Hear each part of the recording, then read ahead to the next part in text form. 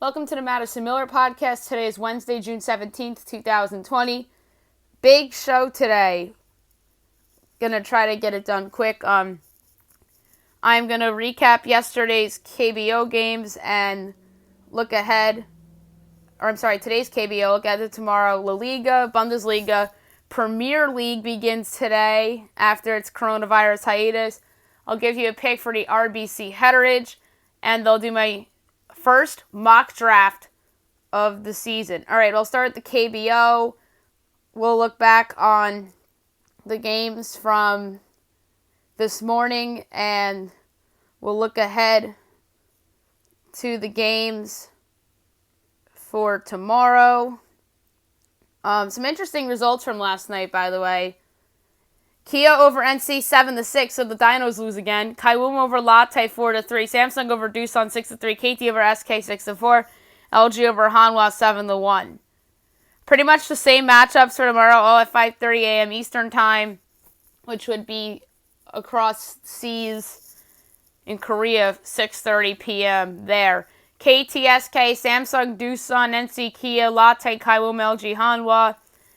I can't help but think that the Dinos are going to bounce back. That's nuts that they've lost 2 in a row.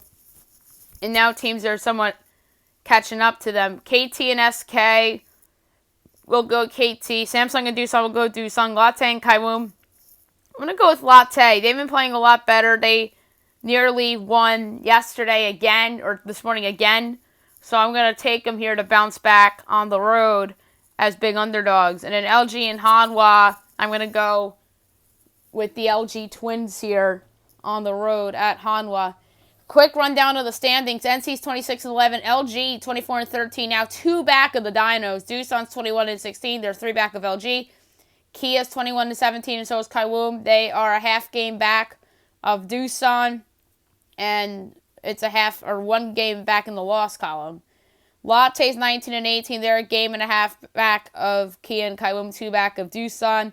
Samsung's 19-19, so they're 1 back in the loss column of Latte. KT's 15-22, they are 4 back of Latte, 3.5 back of Samsung. SK's 12-25, they're 3 back of KT. And Hanwha's 9-29, they are 3.5 back of SK.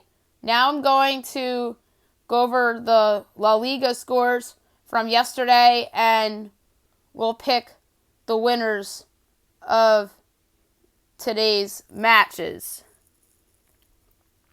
Yesterday, Espanyol and Getafe ended in a 0-0 tie.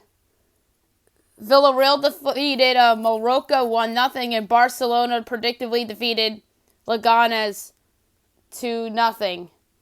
And now I'm going to pick the games for today. At 1:30 Eastern Time, you have Valladolid and Celta Vigo. I'm going to go with the tie here. It was plus 195. If I'm not mistaken, I think Valladolid was the favorite, and Celta Vigo was plus 195, and Valladolid was plus 175. I'm going to go with the tie here, plus 195. I don't know what it is right now, but that's what I got it at yesterday. Also, 1:30 Eastern Time, Eibar and at the Athletic Club. I'm going to go with the Athletic Club here to win. They're plus 145. And then Osasuna and Atletico Madrid at 4 o'clock Eastern Time today. I'm going to go with Atletico Madrid at minus 118. I parlayed those 3 results together, which is the Athletic Club Bilbao, the tie between Celta Vigo and Valladolid and Atletico Madrid, and it's 12:37, and that would be a good parlay, I would say so, for sure. So we'll see how those go. Now we'll do Bundesliga, which is a fun league, and it's been back for a while since the COVID. So we're going to go over yesterday's results, and we'll pick today's matches. So the it was a big day yesterday in sport, and it was a big day today. So, Mönchengladbach defeated Wolfsburg 3-0. Union Berlin defeated Paderborn 1-0. Bayern defeated Werder 1-0. And SC Freiburg defeated Hertha 2-1. Okay, today's card in the Bundesliga is loaded. You have the Eintracht Frankfurt against Schalke. I'm going to go with the Eintracht Frankfurt at minus 133, or 143 is what it was. Dortmund and Mainz. I like Dortmund. They're minus 375.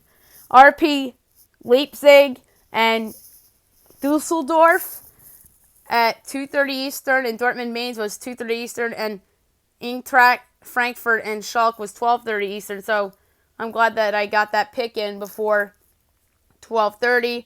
I'm going to go with RP Leipzig here. They are a big favorite at minus 420. Augsburg and Hoffenheim at 2:30 Eastern today. I'm going to go with Hoffenheim. They're plus 130. Leverkusen and number 1 FC Köln at 2:30 Eastern today. I am going to go here. This was a tough one for me. I'm going to go with Leverkusen. They're minus 190. I parlayed Eintracht, Borussia, RP Leipzig, Leverkusen, and Hoffenheim. Plus 842 is the parlay with those teams together in a parlay. So now we'll go to the Premier League, which makes its return today after its coronavirus hiatus. You have 2 matches today at 1 o'clock Eastern. You have Aston Villa and Sheffield United. And at 3:15 Eastern Time, you have Manchester City and Arsenal. That 3:15 matchup is pretty enticing. I'm going to go with Sheffield United at plus 125, Manchester City minus 315. Parlay it together, you get plus 197. So that would be a fun little parlay. And I'm going to go through the standings as I did yesterday with the other 2 soccer leagues. In first place is Liverpool with 82 points. They are 27-1-1. Manchester City's in a distinct second place with 57 points. They're 18-3-7. Leicester City has 53 points. That was the surprise winner of this league a couple of years ago. 16-5-8. Fourth place you have Chelsea with 48 points, 14-6-9. Fifth place Manchester United, 45 points. They're 12-9-8. Sixth you have Wolves at 43 points, 10-13-6. Seventh place Sheffield United, 43 points, 11-10-7. Eighth you have Tottenham, 41 points, 11-8-10. Ninth you have Arsenal, 40 points, 9-13-6. 10 you have Burnley at 39 points, 11-6-12. 11th you have Crystal Palace, 39 points, 10-9-10. 12th you have Everton, 37 points. They are 10-7-12. 13th you have Newcastle, 35 points, 9-8-12. 14th you have Southampton, 34 points, 10-4-15. 15th you have Brigden, 29 points, 6-11-12. 16th you have West Ham United FC, 27 points, 7-6-16. 17th place you have Watford, 27 points, 6-9-14. 18th you have Bournemouth, 27 points, 7-6-16 on the year. 19th you have Aston Villa, 25 points, 7-4-17 on the year. And then 20th you have Norwich City, 21 points at 5-6-18 on the season. So we'll be covering the Premier League on the show now. Now I'm going to talk about some golf, the RBC Heritage. This should be a fun tournament coming up, which begins tomorrow. It ends on Sunday. We had a fun golf weekend last weekend, but I just did not cover it on the show. I just forgot. We had a surprise winner last week in the Charles Schwab Challenge with Daniel Berger. And now we have the RBC Heritage. A lot of big names in this. You have a big name as a favorite, 12-1 to win the whole thing, and that is obviously Rory McIlroy. There's a lot of guys that I think have a chance to win. Brooks Koepka's like 45-1, which is crazy. Gary Woodland was like 35-1. Bubba Watson was 70-1 to win, which I thought was ridiculous. A lot of big names in this tournament. No Tiger Woods, which is unfortunate. But my pick to win the RBC Heritage is Justin Rose, 30-1. So there you have it, Justin Rose, my pick. And I also like Jason Day at 90-1. I thought that was a little skewed. And Jason Kokrak at 50-1 I thought was valuable because I thought that Kokrak had a nice weekend last week in the Charles Schwab Challenge. So I'll be covering the RBC Heritage and giving you guys up to the second updates on the show both today and tomorrow. Last, I'm going to do my first NBA mock draft of the year. This was pretty interesting because there's a lot of guys that I like that are in later in the first round that are projected to go as of right now. But things can change once restrictions are lifted in some areas. There's going to be workouts and there's going to be guys rising and whatnot. So without further ado, here we go. My first 2020 NBA mock draft. Number 1, Golden State Warriors. LaMelo Ball, point guard, USA. It's more likely than not that the Warriors will trade this pick to try and become a title contender yet again. If they kept this selection, Ball would have been an odd fit here with Klay Thompson back from his torn ACL and Steph Curry already at the point. On another team, Ball has all-star potential with his playmaking ability but does not shoot well. 2, Cleveland Cavaliers. Obi Toppin, power forward, Dayton.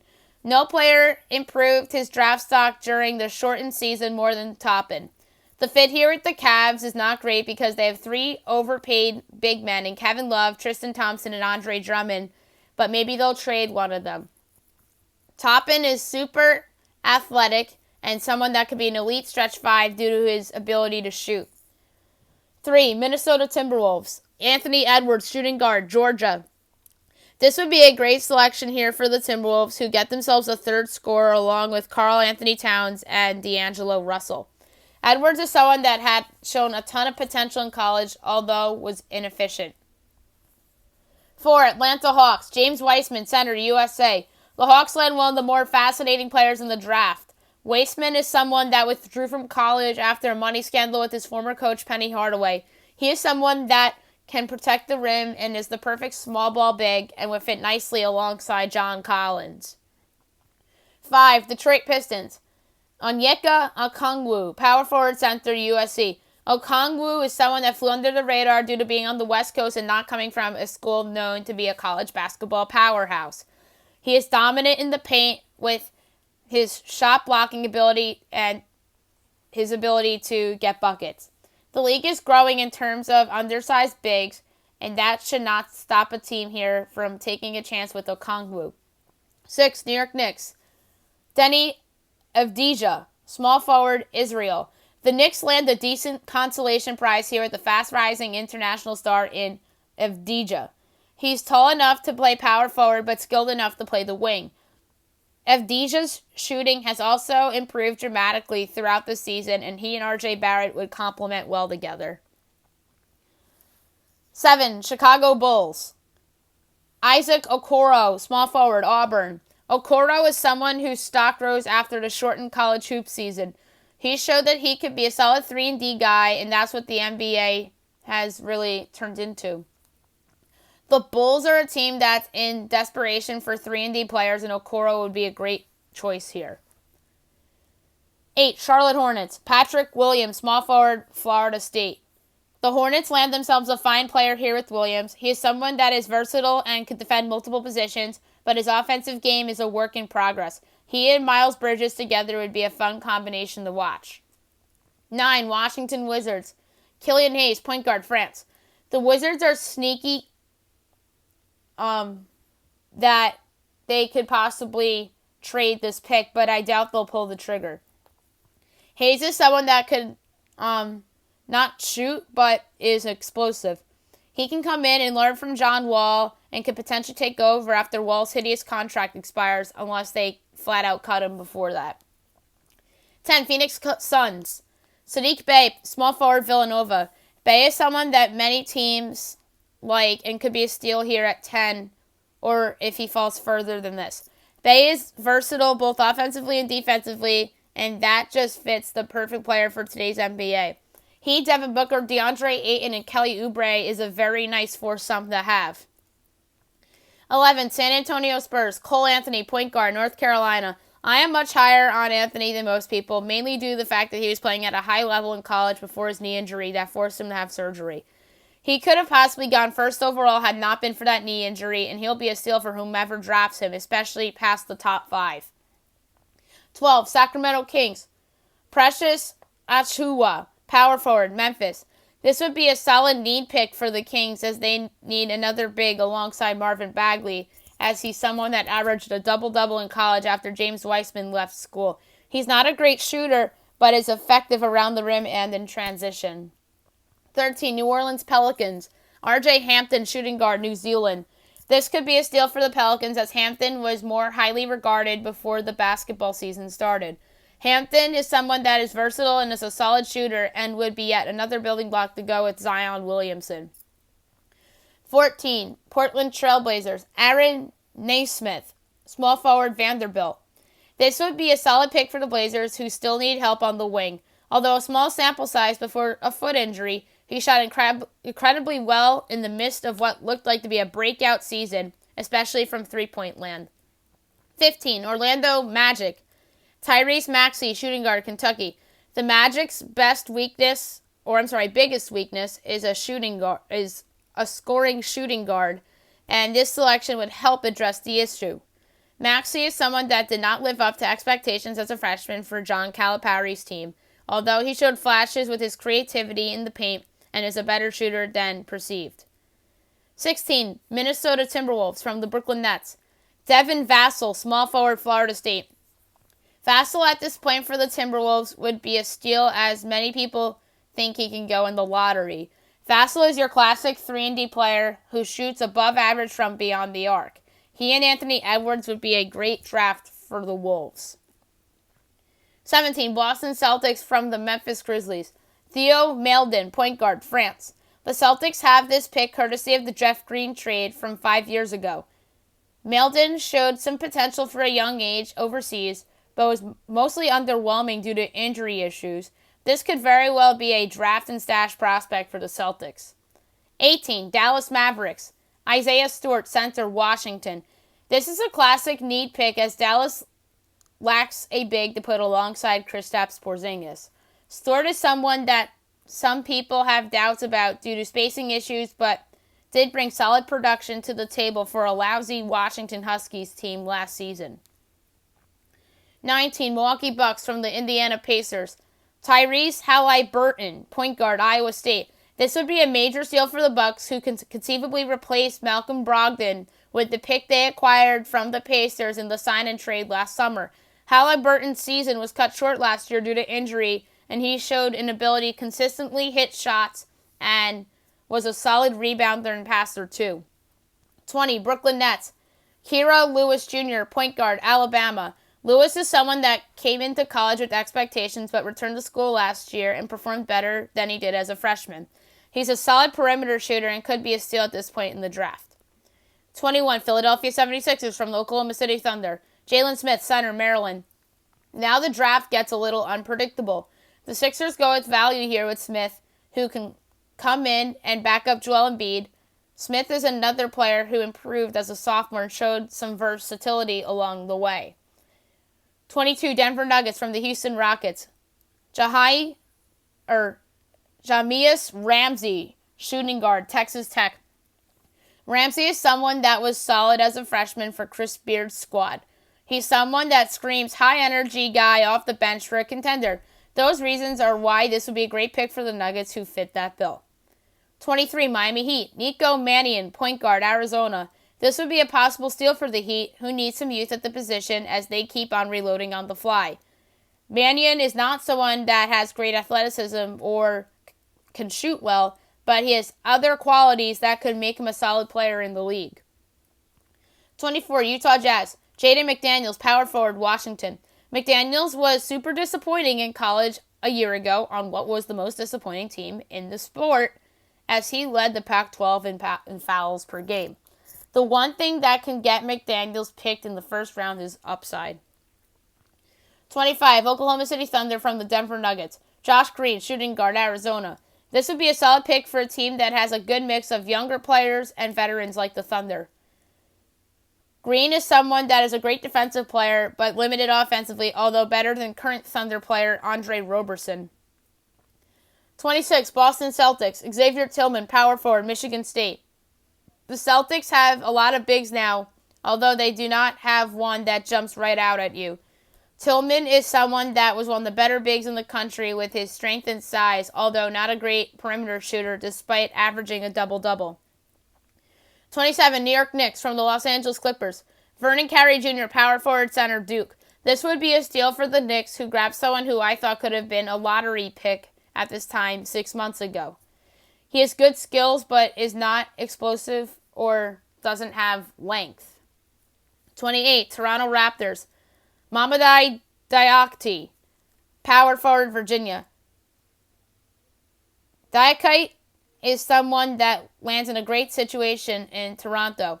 He's a glue guy that always made big plays and was underappreciated in college. Diakite was always a solid defender in college, and his three-point shot was coming along this season. 29, Los Angeles Lakers.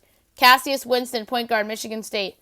This would be a steal for the Lakers, who grabbed someone who many thought would be a lottery pick before the college basketball season.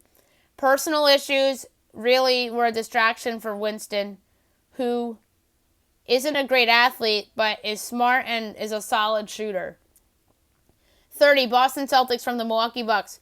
Cassius Stanley, shooting guard, Duke. Stanley is someone that could be a steal in the late first round or early second round. He is someone that is a solid shooter from three and is great in the transition game. Okay, so that's the end of my first mock draft of the season, and this is the end of a shortened podcast for today. Tomorrow, KBO, golf, soccer, COVID news. If I have any related COVID sports news, I'll have it.